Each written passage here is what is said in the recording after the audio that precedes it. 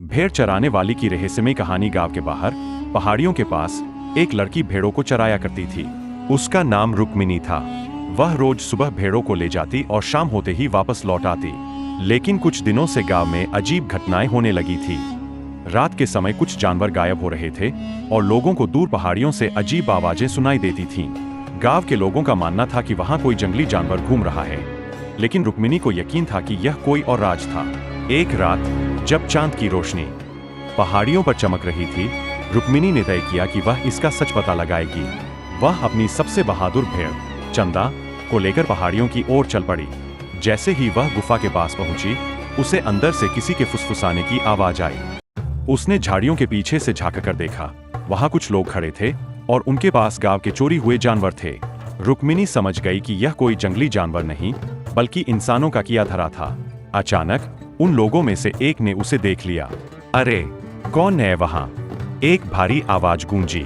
रुक्मिनी घबरा गई, लेकिन उसने खुद को संभाला और तेजी से भागने लगी। उन लोगों ने उसका पीछा किया, लेकिन अंधेरे और पहाड़ी रास्तों का फायदा उठाकर वह गांव की ओर भागी। गांव में पहुंचते ही उसने यह बात मुखिया जी को बताई। गांव वालों ने तुरंत लाठियां और मशालें उठाईं और पहाड़ियों की ओर दौड़ पड़े। जब वे वहां पहुंचे तो उन चोरों को पकड़ लिया गया। वे गांव के ही कुछ गद्दार थे जो चोरी किए गए जानवरों को शहर में बेचते थे। रुक्मिनी की बहादुरी से गांव वाले बहुत खुश हुए। मुखिया जी ने उसकी हिम्मत की सराहना की और उसे इनाम दिया। लेकिन इस घटना के बाद भी जब कभी रात को हवा तेज चलती, लोग कहते कि पहाड़ियों से अब भी कोई फुसफुसाहट सुनाई देती है। क्या सच में वह चोरों की आवाज थी या फिर कोई और अनदेखी शक्ति वहां रहती थी? यह रहस्य अब भी बना हुआ था। चोरों को पकड़ने के बाद गांव में शांति लौट आई, लेकिन रुक्मिनी के मन में अब भी कई सवाल थे। वह सोच रही थी कि जब उसने पहली बार गुफा में आवाजें सुनी थीं, तब उसे चोरों के अलावा भी कोई और अजीब सी मौजूदगी महसूस हुई थी। गांव वाले इस घटना को भूल चुके थे, लेकिन रुक्मिनी का दिल अब भी उस गुफा के रहस्य की ओर खिंचा चला जाता था। एक दिन जब वह अपनी भेड़ों को चराने के लिए फिर से पहाड़ियों की ओर गई, तो उसे गुफा के पास जमीन पर दिखे। ये इंसानों के पैरों के जैसे थे, लेकिन किसी सामान्य व्यक्ति के पैरों से कहीं बड़े और गहरे। उसने गौर से देखा, ये निशान चोरों के पकड़े जाने के बाद बने थे। तो क्या वहां अब भी कोई और था? रुक्मिनी ने तय किया कि वह इस बार अकेले गुफा में नहीं जाएगी। वह अपने दोस्त अर्जुन को लेकर आई, जो गांव में सबसे बहादुर लड़का माना जाता था। दोनों ने मिलकर मशालें जलाईं और धीरे धीरे गुफा के अंदर जाने लगे। गुफा के अंदर घना अंधेरा था। हवा में अजीब सी गंध थी, मानो वहां कोई बहुत पुरानी चीज सड़ रही हो।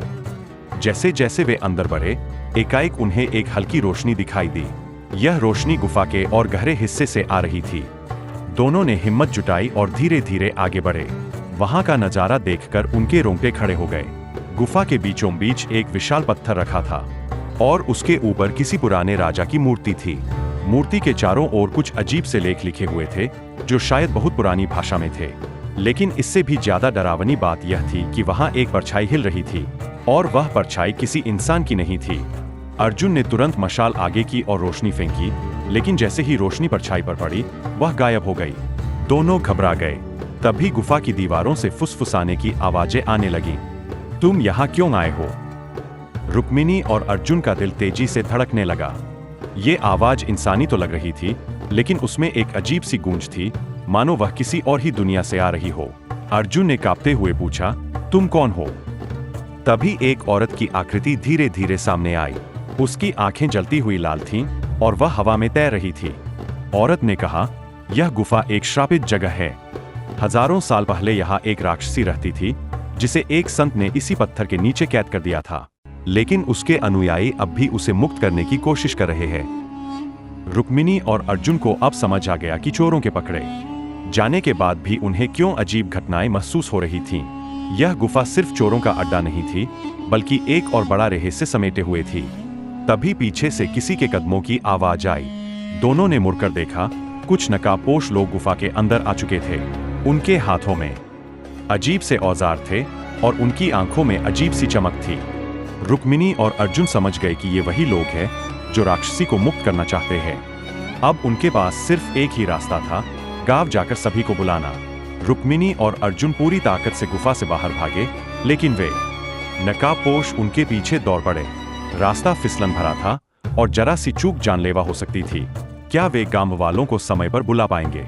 क्या गुफा का रहस्य हमेशा के लिए खत्म हो पाएगा? रुक्मिणी और अर्जुन पूरी ताकत से भाग रहे थे। पीछे से नकाबपोश लोगों के कदमों की आवाज तेज होती जा रही थी। गुफा से बाहर निकलते ही अर्जुन ने रुक्मिणी का हाथ पकड़कर उसे एक बड़े पत्थर के पीछे छिपा दिया। हमें गांव तक पहुंचना होगा, अर्जुन फुसफुसाया। रुक्मिणी ने सहमति में सिर हिलाया, लेकिन तभी एक नकाबपोश ने उन्हें देख लिया और चिल्लाया, वो रहे, पकड़ो इन्हें। दोनों फिर से दौड़ पड़े। अंधेरे में रास्ता मुश्किल था, लेकिन रुक्मिणी को पहाड़ों का हर कोना अच्छी तरह याद था। अचानक उसने अर्जुन से कहा, इधर से आओ, ये संकरी पगडंडी हमें जल्दी गांव पहुंचा सकती है। दोनों जैसे ही पगडंडी पर मुड़े, पीछे से नकाबपोश चिल्लाने लगे, लेकिन वे वहां तक नहीं आ सकते थे क्योंकि वह रास्ता बहुत संकरा था और वहां से गिरने का खतरा था। यह उनका सबसे अच्छा मौका था। रुक्मिणी और अर्जुन हांफते हुए गांव पहुंचे और तुरंत मुखिया जी के घर पहुंचे। उन्होंने पूरी कहानी सुनाई। मुखिया जी और गांव वाले पहले तो चौंक गए, लेकिन फिर उन्होंने तुरंत हथियार उठाए, कुदाल, भाले, मशाले और लाठियां। अगर ये लोग सच में उस श्रापित राक्षसी को मुक्त करने की कोशिश कर रहे हैं, तो हमें उन्हें रोकना ही होगा। मुखिया जी गरजे। गांव के सभी पुरुष और कुछ बहादुर महिलाएं भी उनके साथ चल पड़ी। गांव वाले जैसे ही गुफा पहुंचे, नकाबपोश वहां कुछ अनुष्ठान कर रहे थे। उन्होंने जमीन पर अजीब आकृतियां बनाई थी और बीच में एक पुरानी सी किताब रखी थी।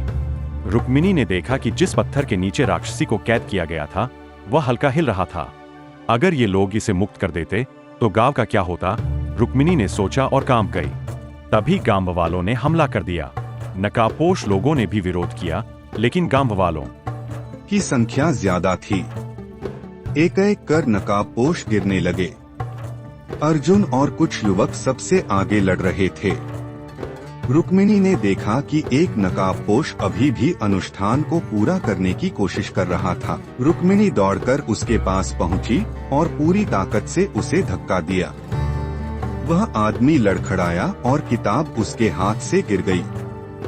जैसे ही किताब जमीन से टकराई, गुफा में एक जोरदार गूंज हुई और वह पत्थर फिर से स्थिर हो गया। रुक्मिणी ने तेजी से किताब उठाई और उसे आग में फेंक दिया। नहीं, नकाबपोश चिल्लाए, लेकिन अब बहुत देर हो चुकी थी। किताब जलते ही गुफा की हवा शांत हो गई।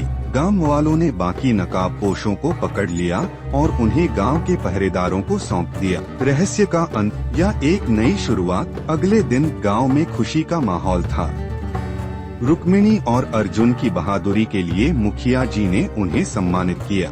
लेकिन जब रुक्मिणी पहाड़ियों की ओर देख रही थी, उसे ऐसा लगा जैसे किसी ने गुफा के अंदर से उसकी ओर देखा हो। क्या सच में राक्षसी हमेशा के लिए बंद हो गई थी, या फिर कोई और इसे मुक्त करने की कोशिश करेगा? रहस्य खत्म हुआ, या शायद एक नई शुरुआत होने वाली थी। रुक्मिणी को उस रात नींद नहीं आई। गुफा की घटनाओं ने उसके दिमाग में हलचल मचा दी थी। जैसे ही वह गहरी नींद में गई, उसने एक अजीब सपना देखा। वह खुद को फिर से गुफा के अंदर पाती है, लेकिन अब वहाँ कोई नकाबपोश नहीं था, सिर्फ सन्नाटा। फिर अचानक पत्थर के नीचे से एक धीमी हंसी गूंजती है। तुमने सोचा कि मुझे रोक दिया? रुक्मिणी ने चारों ओर देखा, लेकिन वहाँ कोई नहीं था। फिर अचानक एक लंबी काली आकृति धुंध से उभरने लगी। उसकी लाल जलती हुई आंखें सीधे रुक्मिणी को देख रही थीं। मैं लौटूंगी। अचानक उसकी आंख खुल गई। वह पसीने से भीग चुकी थी। क्या ये सिर्फ एक सपना था? उसने खुद से सवाल किया। गांव में अजीब घटनाएं। अगले ही दिन से गांव में अजीब घटनाएं होने लगी। कुछ पशु अचानक बीमार पड़ने लगे, कुएं का पानी काला दिखने लगा और कई लोगों को रात में किसी के फुसफुसाने की आवाजें सुनाई देने लगी। गांव की सबसे बुजुर्ग महिला दादी सा ने सभी को इकट्ठा करके कहा, यह कोई आम घटना नहीं है, यह कोई बुरी शक्ति है जो फिर से जाग रही है। रुक्मिणी को महसूस हुआ कि यह वही सपना था जो उसे संकेत देने की कोशिश कर रहा था। गुफा की ओर वापसी। इस बार रुक्मिणी अकेले नहीं जाना चाहती थी। उसने अर्जुन और कुछ अन्य युवकों को साथ लिया। मुखिया जी ने भी कुछ गांव के पहरेदारों को उनके साथ भेजा। रात का समय था। वे धीरे धीरे गुफा के पास पहुँचे, लेकिन जैसे ही वे अंदर घुसे, वहाँ का माहौल पहले से अलग था।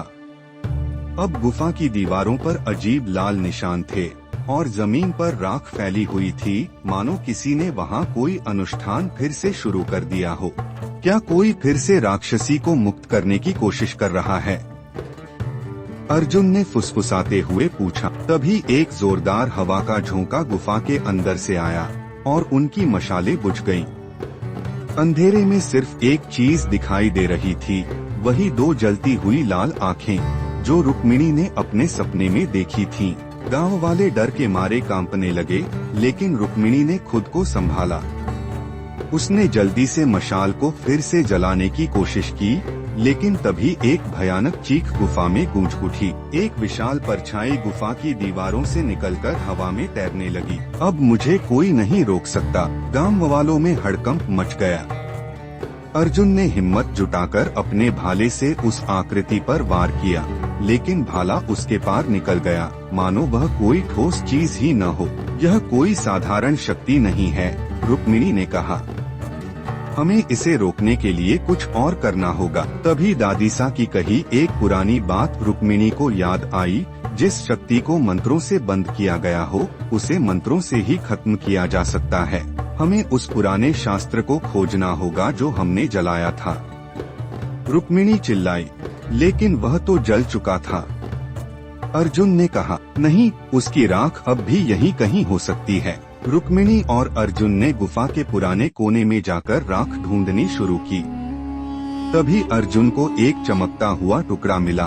वह उसी किताब का एक बचा हुआ हिस्सा था, जिसमें अंतिम मंत्र लिखा था। जैसे ही रुक्मिणी ने मंत्र पढ़ा, गुफा की दीवारें कांपने लगीं। हवा में उड़ती हुई राक्षसी जोर जोर से चिल्लाने लगी। उसने गांव वालों पर हमला करने की कोशिश की, लेकिन जैसे जैसे रुक्मिणी मंत्र पढ़ती गई, वह कमजोर पड़ती गई। अंततः एक जोरदार धमाके के साथ राक्षसी की चीखें थम गईं और वह अंधेरे में विलीन हो गई।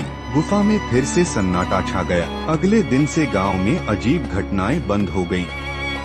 कुएं का पानी फिर से साफ हो गया और गांव के जानवर ठीक होने लगे। मुखिया जी ने रुक्मिणी और अर्जुन को बुलाकर कहा, तुम दोनों ने गांव को फिर से बचा लिया, लेकिन अब हमें इस गुफा को हमेशा के लिए बंद कर देना होगा। गांव वालों ने मिलकर गुफा के प्रवेश द्वार को पत्थरों से बंद कर दिया, ताकि कोई फिर से वहां जाने की हिम्मत न कर सके। रुक्मिणी ने पहाड़ियों की ओर देखा। उसे ऐसा लगा जैसे हवा में कोई फुसफुसाहट अब भी थी, लेकिन अब वह डर नहीं रही थी। उसे पता था कि जब भी कोई बुराई गांव को नुकसान पहुंचाने की कोशिश करेगी, वह और अर्जुन उसे रोकने के लिए हमेशा तैयार रहेंगे।